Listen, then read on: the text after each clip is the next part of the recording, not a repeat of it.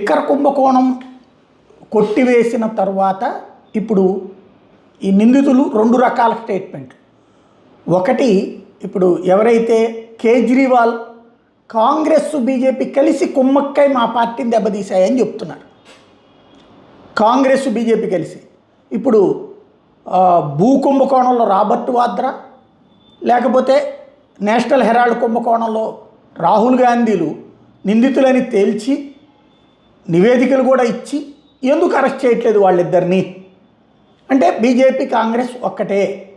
అదే మా విషయంలోకి వచ్చి ముఖ్యమంత్రి హోదాలో ఉన్న నన్ను అరెస్ట్ చేశారు, డిప్యూటీ సీఎంని అరెస్ట్ చేశారు, మా మంత్రుల్ని అరెస్ట్ చేశారు, వాళ్ళని ఆ విషయంలో కాంగ్రెస్ మాకు సపోర్ట్ లేదు కాబట్టి వాళ్ళిద్దరూ ఒక్కటే అని ఆరోపిస్తున్నారు. అదే సందర్భంలో అందులో మరొక నిందితురాలైనటువంటి కవిత బీజేపీ బీఆర్ఎస్ ఒక్కటే అంటోంది. బీఆర్ఎస్ బీజేపీ కలిసి తనని ఇబ్బంది పెట్టినాయి అంటోంది. తనని బీజేపీ అరెస్ట్ చేస్తుంటే చూస్తా కూర్చున్నది బీఆర్ఎస్ లేదా తమ నాయకు తమ అన్న అని చెప్తోంది. కాంగ్రెస్ని ఏమంటలేదు. ఇది ఇందులో ట్విస్ట్.